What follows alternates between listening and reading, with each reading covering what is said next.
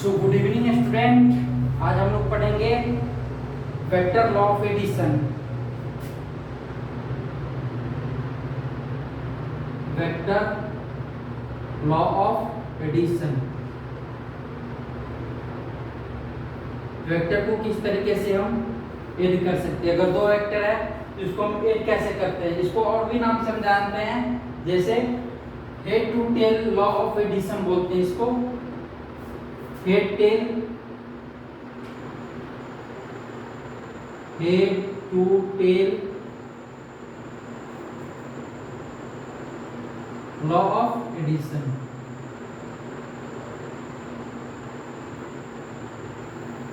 ठीक है, तो हम लोग आज पढ़ने जा रहे हैं वेक्टर लॉ ऑफ एडिशन। इसमें क्या करना है, जैसे कि देखिए ये एक वेक्टर है, ये वेक्टर, ठीक है, ये एक ये वेक्टर है और दूसरा एक ये बी वेक्टर है। ठीक है, तो हम लोग को क्या चाहिए, रिक्वायर्ड वेक्टर जो चाहिए,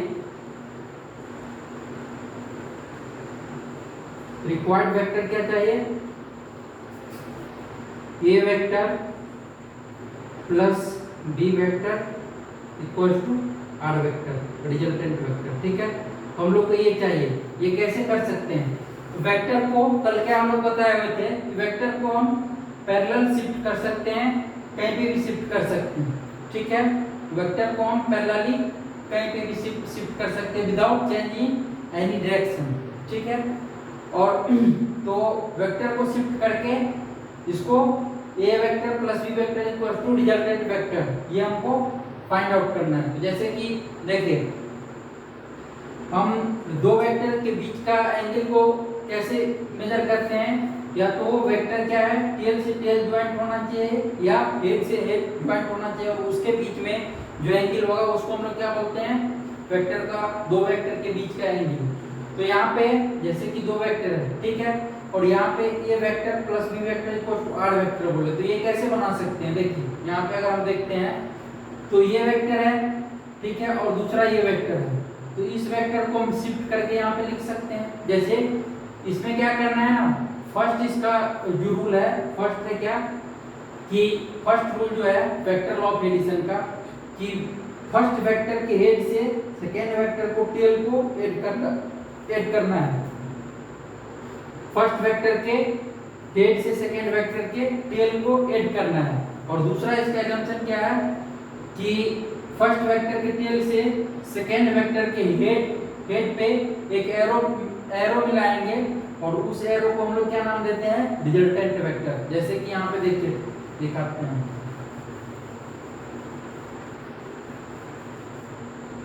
ये अपना ए वेक्टर फर्स्ट वेक्टर था, ठीक है, और ये क्या बोले, फर्स्ट वेक्टर के हेड से सेकेंड वेक्टर के टेल को मिलाना है।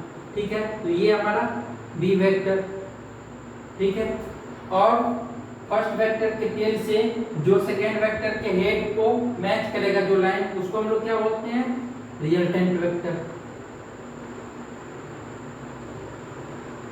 इसको हम लोग क्या बोलते हैं, रिजल्टेंट वेक्टर।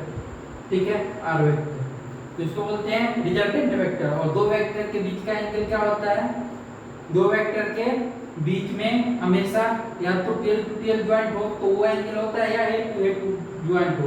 तो ये वेक्टर को जो शिफ्ट करेंगे तो इस वेक्टर के बीच का एंगल क्या होगा, ये वाला जो एंगल होगा, इसको हम लोग दो वेक्टर के बीच का एंगल बोलेंगे। ठीक है, तो देखिए अगर हम यहाँ से आपसे एक क्वेश्चन पूछे कि बताइए, यहाँ पे अगर क्वेश्चन पूछे कि ये एक वेक्टर है, ठीक है, और दूसरा ये एक वेक्टर है,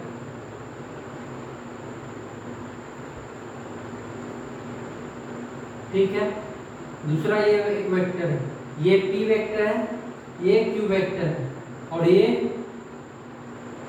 एस वेक्टर है।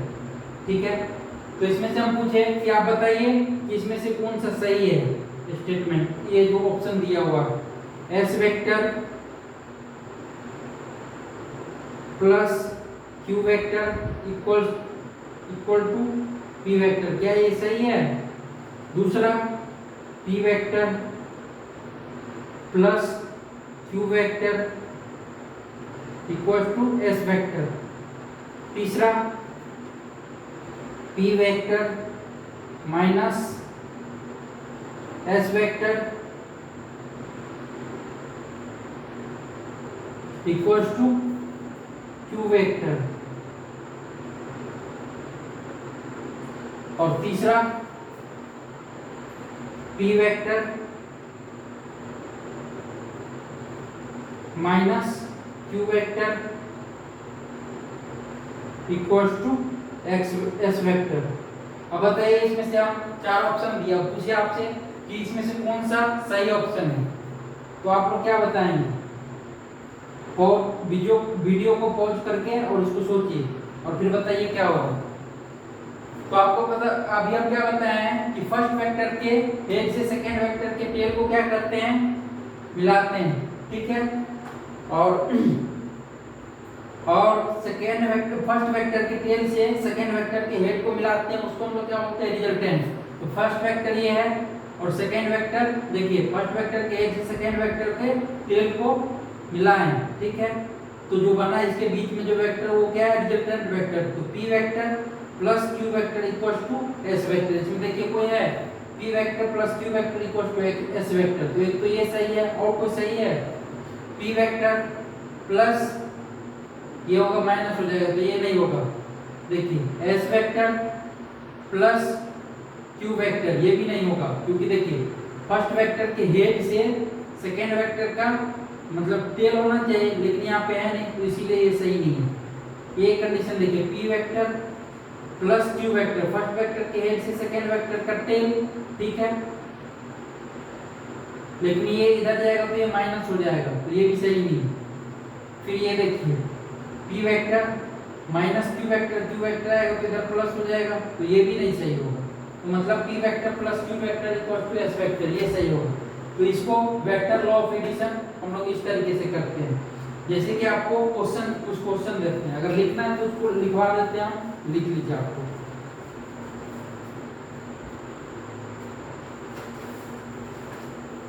ऐसे लिख लीजिए, shift the vectors in a parallel to join head of first vectors to the tail of second vector, ठीक है।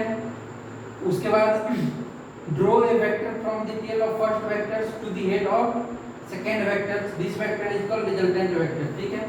उसके बाद एक क्वेश्चन आप लोग को हम देते हैं, ठीक है।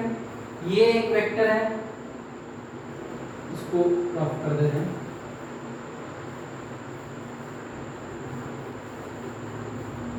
देखिए ये वेक्टर है, ये वेक्टर, ठीक है। और दूसरा एक बी वेक्टर ये है,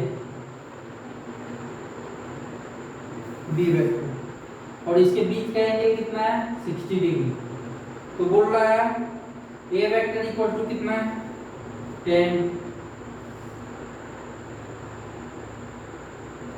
10 और बी वेक्टर इक्वल टू कितना है, B equal to 6।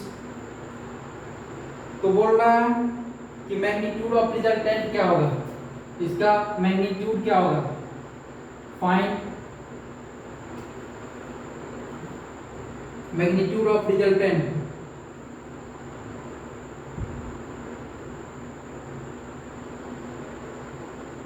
Magnitude of resultant,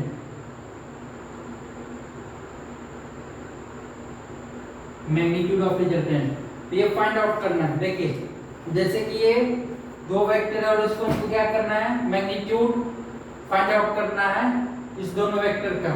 तो कैसे फाइंड आउट कर सकते हैं, देखिए दो वेक्टर है और हमको फाइंड आउट क्या करना है, रिजल्टेंट वेक्टर, ठीक है। ये कैसे फाइंड आउट करेंगे, ए वेक्टर प्लस बी वेक्टर, इस तरीके से फाइंड आउट करना है। तो देखिए कैसे फाइंड आउट करते हैं, हम क्या बोले हैं, दो वेक्टर को हम शिफ्ट कर सकते हैं parallelly without change in direction, ठीक है। तो इस वेक्टर को हम क्या करते हैं, यहाँ पे अब शिफ्ट करते हैं। तो अगर हम शिफ्ट करते हैं दो वेक्टर को, तो ए वेक्टर को क्या करते हैं, हम शिफ्ट करके पीछे ले जाते हैं। तो ए वेक्टर को अगर हम शिफ्ट करके पीछे ले जाएंगे तो देखिए क्या होगा, ये बी वेक्टर है और ये ए वेक्टर है। तो फर्स्ट वेक्टर का हेड से सेकेंड वेक्टर के टेल को मिला दिए, तो इसके बीच में जो फर्स्ट वेक्टर के टेल से सेकेंड वेक्टर के हेड को मिलाने वाली लाइन को हम लोग क्या बोलते हैं? Resultant vector. रिजल्टेंट वेक्टर, ठीक है। और ए वेक्टर इक्वल टू कितना है? 10। तो बताइए ये रिजल्टेंट वेक्टर हम लोग को फाइंड आउट करना है, ठीक है। तो ये एंगल कितना था? ये था 60, तो ये कितना हो जाएगा? ये 120 होगा ना, तभी तो 180 होगा टोटल। अब बताइए यहाँ पे अगर हम लिखे, यहाँ पे अगर हम लिखे cos 120 इक्वल टू, तो दोनों लाइन जो लग रहा है उसका स्क्वायर माइनस आर स्क्वायर, इसको ऐसे लिख सकते हैं cos 120 equal to A square और ये plus B square minus resultant का स्क्वायर अपॉन 2ab। ये होता है ना लामिस थ्योरम से इसको लिखते हैं इसे। तो यहाँ पे ऐसे कह सकते हैं cos रूल को, और फिर यहाँ से पुट करेंगे वैल्यू, तो क्या आएगा? cos 120 कितना हो जाएगा? माइनस 1/2 इक्वल टू ए कितना है? ये है यहाँ पे 10, तो 10 को पुट करेंगे तो कितना आ जाएगा? 100 प्लस बी कितना है यहाँ पे?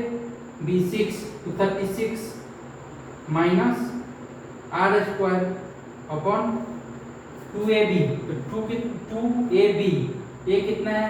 10 और बी कितना है? 6, तो कितना हो जाएगा?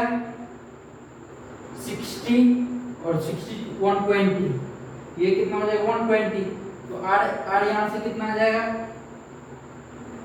आर इक्वल टू कितना हो जाएगा? देखिए ये 120 कैंसिल हो जाएगा, ये कितना हो जाएगा? 60 माइनस का 60, तो इधर जाएगा तो ये प्लस हो जाएगा, तो plus R square equal to कितना हो गया? ये इस साइड आएगा ये, तो प्लस हो जाएगा, तो 196, मतलब आर इक्वल टू कितना हो जाएगा? 14 meter, 14 unit. Resultant of magnitude कितना हो गया? 14 यूनिट। ये कितना हो जाएगा? 14 यूनिट। तो इस तरीके से क्वेश्चन को हम लोग क्या करते हैं? सॉल्व करते हैं वेक्टर लॉ ऑफ एडिशन के थ्रू, ठीक है। आई होप कि आप लोग को ये समझ में आया होगा। दो वेक्टर था, तो हम वेक्टर के लॉ क्या बताए हैं कि फर्स्ट वेक्टर के हेड से सेकेंड वेक्टर को टेल को जो मिलाते हैं, ठीक है, और फिर फर्स्ट वेक्टर के टेल से सेकेंड वेक्टर के हेड को जो मिलाते हैं उस लाइन को क्या बोलते हैं? रिजल्टेंट वेक्टर, और यही फाइंड आउट करना था। तो यहाँ से cos के रूल को यूज करके cos 120 इक्वल टू क्या लिखते हैं? ये जो cos एंगल जो लिख रहे हैं उससे जो भी दो लाइन टच रहेगा उसका स्क्वायर, मतलब a का स्क्वायर प्लस b का स्क्वायर, और ये टच नहीं है तो इसका माइनस में लिखेंगे, माइनस आर स्क्वायर अपॉन 2 जो टच है वो लाइन लिखेंगे a/b। तो फिर इस तरीके से फाइंड आउट कर सकते हैं। उसके बाद आगे हम लोग और देखेंगे।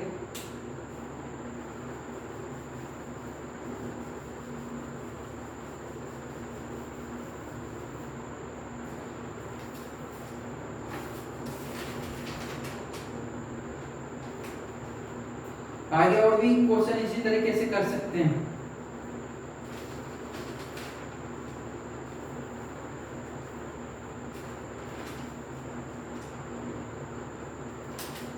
एक क्वेश्चन है, ऐसे क्वेश्चन देखिए, क्वेश्चन ये है,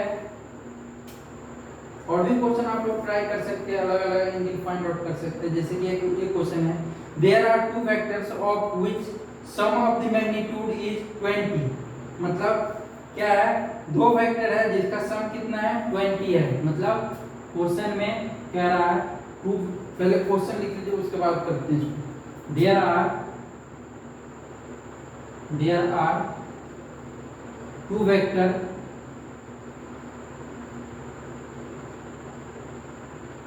two vectors of which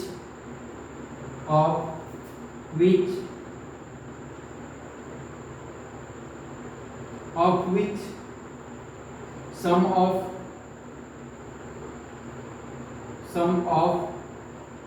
magnitude is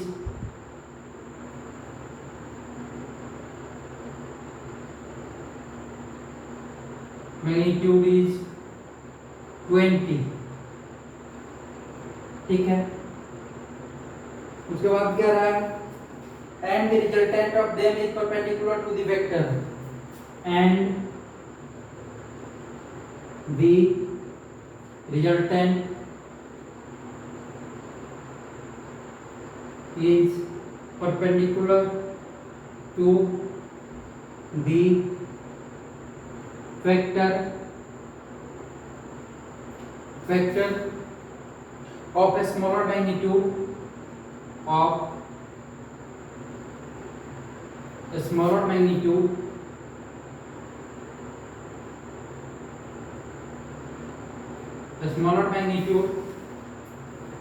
and of magnitude 10 unit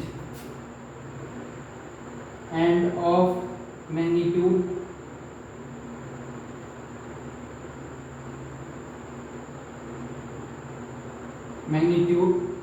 10 unit. Find magnitude of vectors individually. कह रहा है find magnitude of vector individually.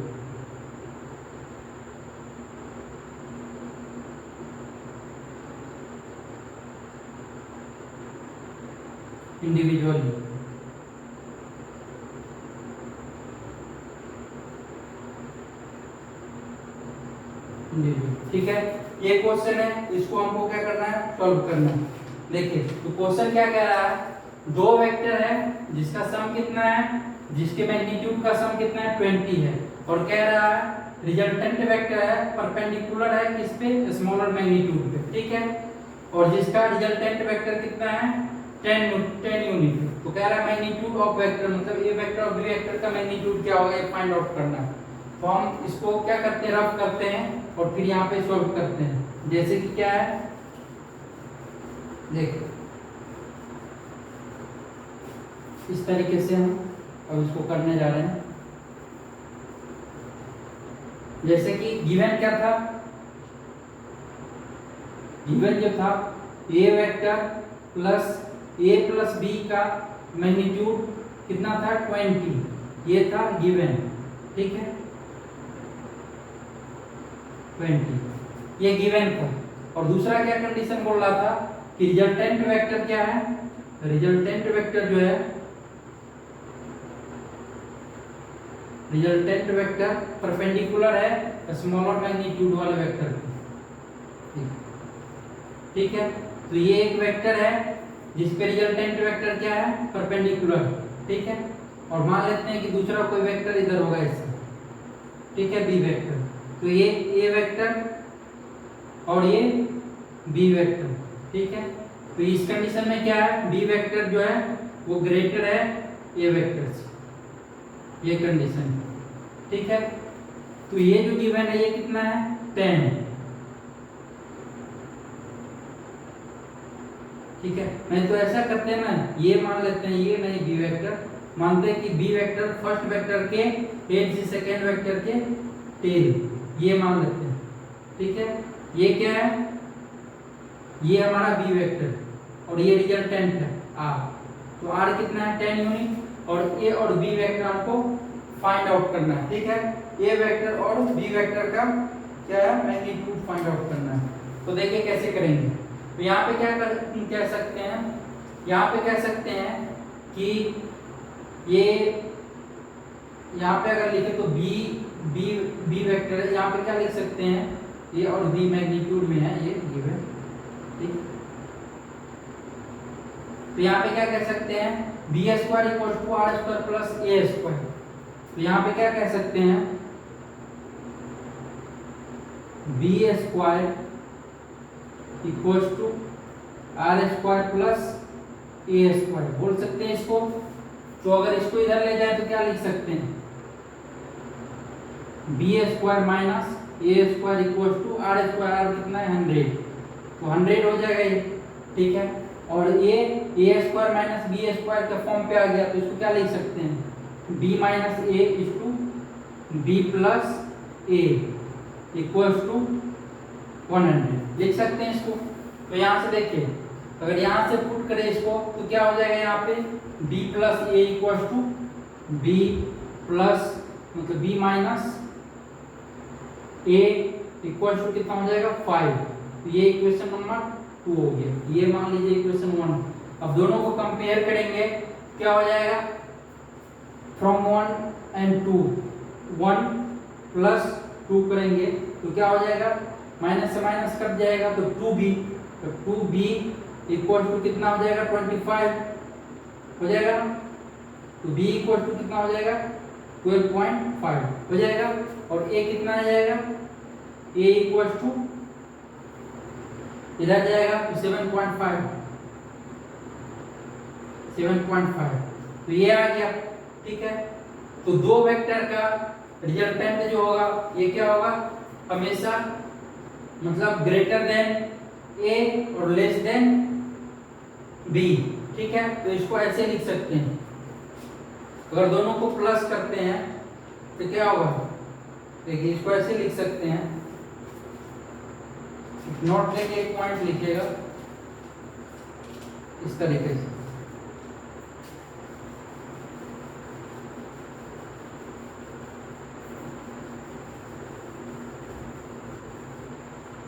इस तरीके से लिख सकते हैं नोट में,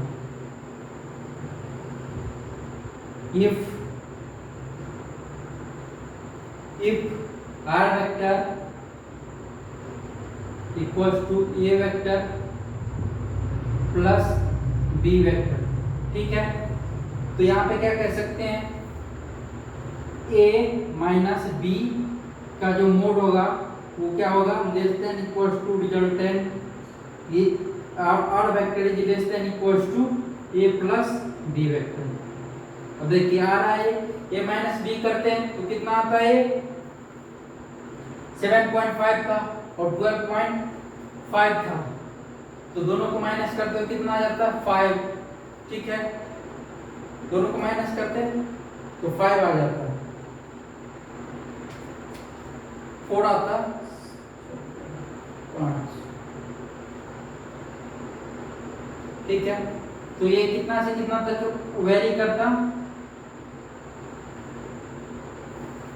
4 से 16 अगर करते तो a और b जो गिवन था वो अगर हम करते तो 12.5 था और दूसरा कितना हुआ था b 7.5, तो ये कितना हो जाता, r जो होता वो r था 10, तो ये कितना हो जाता 4 और 16। ठीक है, तो इस तरीके से हम ये मिनिमम रिजल्टेंट क्या होता है, a माइनस बी, और मैक्सिमम रिजल्टेंट क्या होता है, a प्लस बी। ठीक है, तो आज के लिए इतना ही, और ना नेक्स्ट आगे के लेक्चर में पढ़ेंगे हम लोग पैरेललोग्राम लॉ ऑफ एडिशन। तो आज के लिए इतना ही, थैंक यू। अगर किसी को कोई डाउट हो तो पूछ सकते।